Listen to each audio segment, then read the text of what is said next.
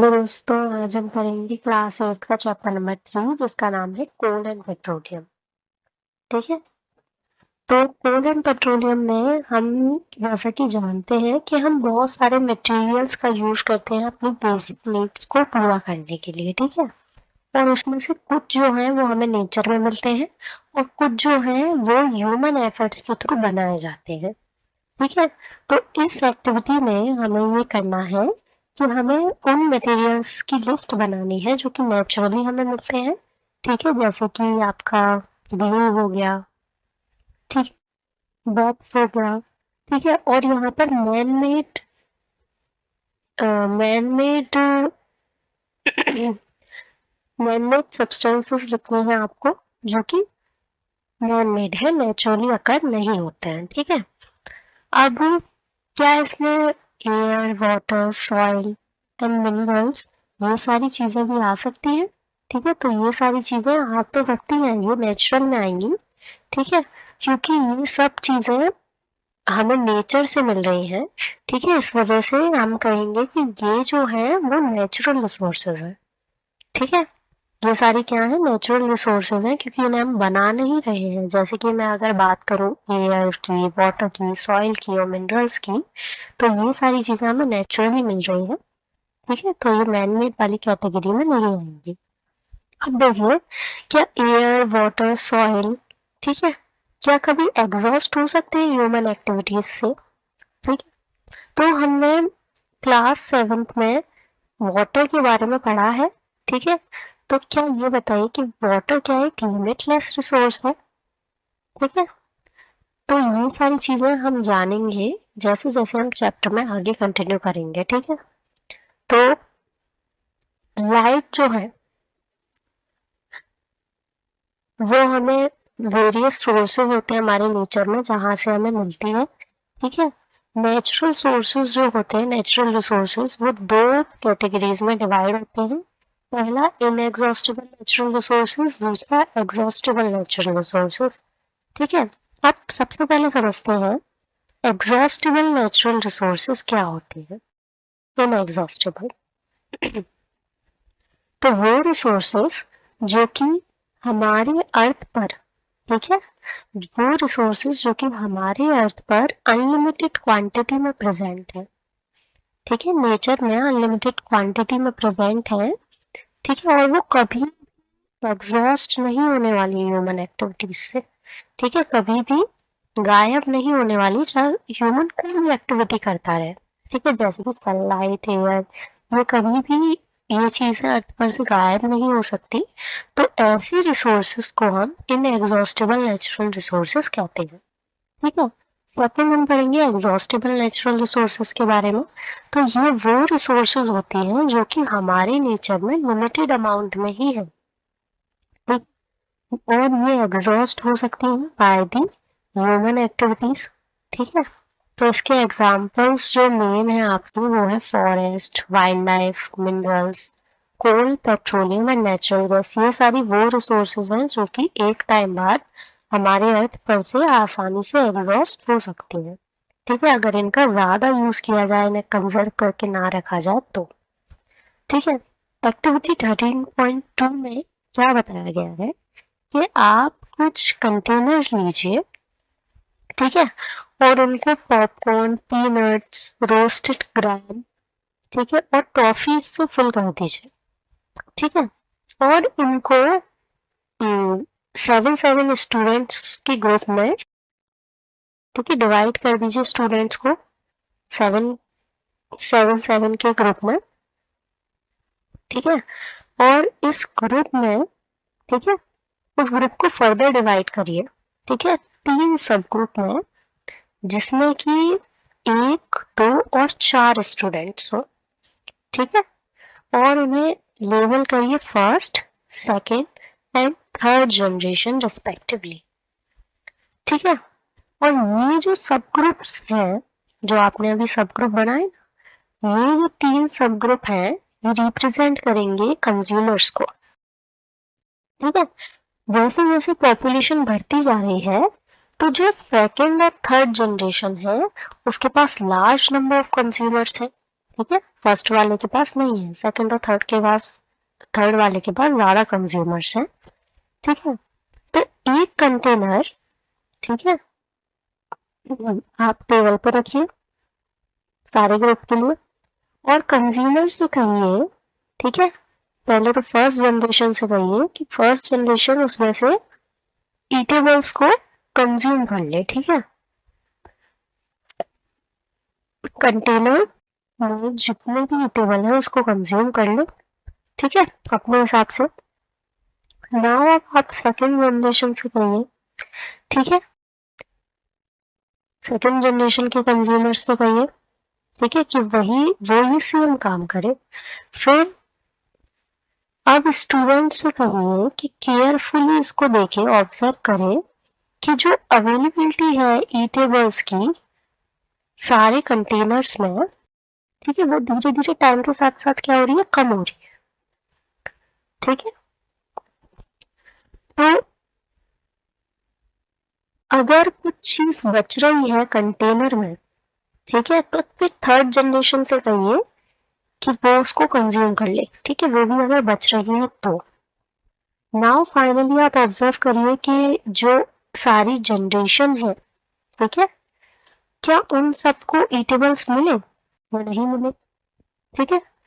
तो also observe anything is still left, या फिर कुछ बच गया कंटेनर में, ये भी आपको चेक करना है। यानी कि हमें इस एक्टिविटी से ये बताना चाहते हैं कि अगर हम कोल और पेट्रोलियम को कंजर्व करके नहीं रखेंगे, ठीक है, तो जैसे अभी फर्स्ट जनरेशन में 2 लोग हैं, ठीक है, सेकंड जनरेशन में 4 लोग हैं, ठीक है, तो ऑब्वियसली धीरे धीरे पॉपुलेशन बढ़ रही है, तो आने वाली जनरेशन में, थर्ड जनरेशन में सपोज 6 लोग हुए, ठीक है, तो 2 लोग जब किसी चीज को कंज्यूम करेंगे, ठीक है, तो पहले इसने कंज्यूम कर लिया फर्स्ट जनरेशन में, फिर सेकंड जनरेशन में कंज्यूम कर लिया, ठीक है, अब हमारे पास बची थर्ड जनरेशन, ठीक है।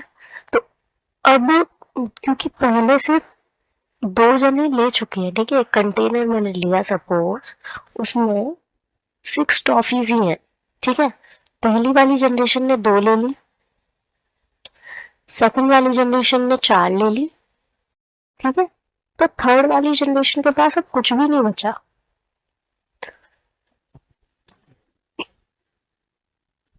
तो ठीक ऐसे कोल और पेट्रोलियम के साथ होता है कि अगर हम कोल और पेट्रोलियम को बचाकर ना रखें तो आने वाली जनरेशन उसको यूज नहीं कर पाएगी, ठीक है, वो उसके लिए खत्म हो चुका होगा, ठीक है। तो अज्यूम करिए कि ये जो ईटेबल्स आपने कंटेनर में रखे, ये टोटल अवेलेबिलिटी है of the exhaustible natural resources, जैसे कि कोल, पेट्रोलियम और नेचुरल गैस की, ठीक है, जो कि अभी तो हम यूज कर रहे हैं लेकिन आने वाले टाइम में ये खत्म हो सकते हैं, ठीक है, तो ये आगे वाली जनरेशन के लिए नहीं बचेंगे, ठीक है। तो सारे ग्रुप्स जो हैं उसमें डिफरेंट कंपोजिशन पैटर्न है, यानी कि हर ग्रुप अलग अलग कंज्यूम कर रहा है, ठीक है। जैसे कि फर्स्ट वाले में 2 थे केवल फर्स्ट जनरेशन में, सेकंड जनरेशन में 4 हो गए, तो अलग अलग डिफरेंट डिफरेंट कंजम्पशन पैटर्न है लोगों का, ठीक है, उसके अकॉर्डिंगली वो इन सारे एग्जॉस्टिबल नेचुरल रिसोर्सेज को कंज्यूम करने का काम कर रहे हैं, ठीक है। क्योंकि एग्जॉस्टिबल है तो एक टाइम ऐसा आएगा कि ये जो आपके नेचुरल रिसोर्सेज है ये खत्म हो जाएंगे अगर हम इसको ढंग से यूज नहीं करेंगे तो क्या जो आने वाली जनरेशन है, ठीक है, तो क्या जो आने वाली जनरेशन है वो इसका यूज नहीं कर पाएगी, ठीक है। तो जो अर्लियर जनरेशन है, यानी कि पहले वाली जनरेशन है, ये बहुत जरूरी है कि वो इस तरीके से इन नेचुरल रिसोर्सेज का यूज करें कि ये आगे आने वाली जनरेशन के लिए बच सके, ठीक है, कुछ छोड़ दें आने वाली जनरेशन के लिए। तो इस चैप्टर में हम इन्हीं एग्जॉस्टिबल नेचुरल रिसोर्सेज के बारे में पढ़ेंगे जिनका नाम है कोल, पेट्रोलियम एंड नेचुरल गैस, ठीक है। अब देखिए ये कोल, पेट्रोलियम और नेचुरल गैस बनते कैसे हैं, ठीक है। कोल, पेट्रोलियम, नेचुरल गैस, इनको हम बनाते कैसे हैं, ठीक है, तो ये बनते हैं फ्रॉम द डेड रिमेन्स, यानी कि जो चीजें मर जाती हैं, ठीक है, लिविंग ऑर्गेनिज्म की, वो प्लांट भी हो सकता है और एनिमल भी हो सकता है, ठीक है। तो जो चीजें मर जाती हैं, ठीक है, उनसे ये फॉसिल फ्यूल्स बनते हैं, ठीक है। ये फॉसिल फ्यूल्स जो है कोल, पेट्रोलियम, नेचुरल गैस, ठीक है, ये जो चीजें मर गई हैं, ठीक है, उनके डेड रिमेन्स से, ठीक है, ये चीजें बनाई जाती हैं। अब हम बात करेंगे सबसे पहले कोल के बारे में। तो जैसा कि हम जानते हैं कि कोल जो है, ठीक है, हमने कोल के बारे में कभी ना कभी सुना होगा, ये बहुत ज्यादा हार्ड होता है एज अ स्टोन। आप इसकी करेक्टरिस्टिक्स जरूर कर लीजिएगा, क्योंकि इसकी करेक्टरिस्टिक्स पूछी जाती है कि कोल आखिर दिखने में कैसा होता है, ठीक है। तो कोल जो है वो बहुत ज्यादा हार्ड होता है स्टोन की तरह, और ब्लैक इन कलर हमें देखने को मिलता है, ठीक है, ब्लैक कलर का ये हमें देखने को मिलता है। कोल जो है ये एज अ फ्यूल यूज होता है, ठीक है, खाने को पकाने के लिए। पहले हम लोग इसको रेलवे स्टेशंस, ठीक है, रेलवे इंजन्स में यूज करते थे, ताकि स्टीम जो है वो प्रोड्यूस हम कर सके और इंजन रन हो सके, ठीक है। आपने देखा होगा कि पहले ऐसी हमारी रेलवे इंजन्स होते थे जिसमें हम स्टीम देते थे, ठीक है, कोयले को जलाते थे, तब स्टीम निकलती थी, भाप निकलती थी, और उससे जो ट्रेन है वो चलती थी, ठीक है। तो हम कोल का पहले इस तरीके से यूज जो है वो किया करते थे, ठीक है। अब हम देखते हैं कि ये थर्मल पावर प्लांट्स में भी यूज होता था, ठीक है, होता है, अब भी आज भी यूज होता है, ठीक है, इलेक्ट्रिसिटी को प्रोड्यूस करने के लिए, ठीक है। कोल जो है वो एज अ फ्यूल भी यूज करते हैं हम वेरियस इंडस्ट्रीज में आज भी, ठीक है। आज भी आपने देखा होगा कि इससे आयरनिंग की जाती है कोल की मदद से, ठीक है। इसको प्रेस में डाला जाता है, जिससे जो प्रेस है वो गर्म हो जाती है, और हम किसी भी कपड़े पर आयरनिंग आसानी से कर सकते हैं, ठीक है। अब कोल की स्टोरी क्या है इसको बढ़ते हैं, ठीक है। तो 300 साल लगभग पहले जो अर्थ थी उस पर बहुत घना जंगल था, ठीक है, वेटलैंड एरिया में, ठीक है। वेटलैंड जो एरियाज होते थे, क्योंकि वहां पर बारिश अच्छी होती थी, इस वजह से डेंस फॉरेस्ट जो थे वो वहां पर उग जाते थे, घने जंगल, ठीक है। और नेचुरल प्रोसेसेस जो होते थे वो वहां पर हमें देखने को मिलते थे, नेचुरल प्रोसेसेस जैसे कि फ्लडिंग वगैरह वहां आ जाती थी, ठीक है। तो ये जो फॉरेस्ट थे वो तबाह हो जाते थे, जो जंगल थे वो पेड़ वगैरह गिर जाते थे, ठीक है। और धीरे धीरे उसके ऊपर सॉइल की लेयर जमा होती रहती थी, ठीक है। ये कुछ ऐसा है कि पेड़ जो थे वो गिर गए, ठीक है, तो इसके ऊपर सॉइल की लेयर जो थी वो जमा होती जाती थी टाइम टू टाइम, ठीक है। तो जब सॉइल इसके ऊपर जमा होती जाती थी तो ये कंप्रेस हो जाते थे, ठीक है, पेड़ वगैरह उसके अंदर दब जाते थे, और टेम्परेचर जो है वो ज्यादा होने की वजह से, ठीक है, टेम्परेचर भी ज्यादा हो जाता था जैसे जैसे अंदर जाते जाते थे जमीन के, ठीक है। तो वहां पर दो कंडीशंस होती थी, ये कंडीशंस आपको याद रखनी है कि अंदर हाई प्रेशर, प्रेशर ज्यादा होता था, और हाई टेम्परेचर की वजह से, ठीक है, दो चीजें, हाई प्रेशर और हाई टेम्परेचर की वजह से जो डेड प्लांट्स हैं वो स्लोली कन्वर्ट हो जाते थे कोल में, ठीक।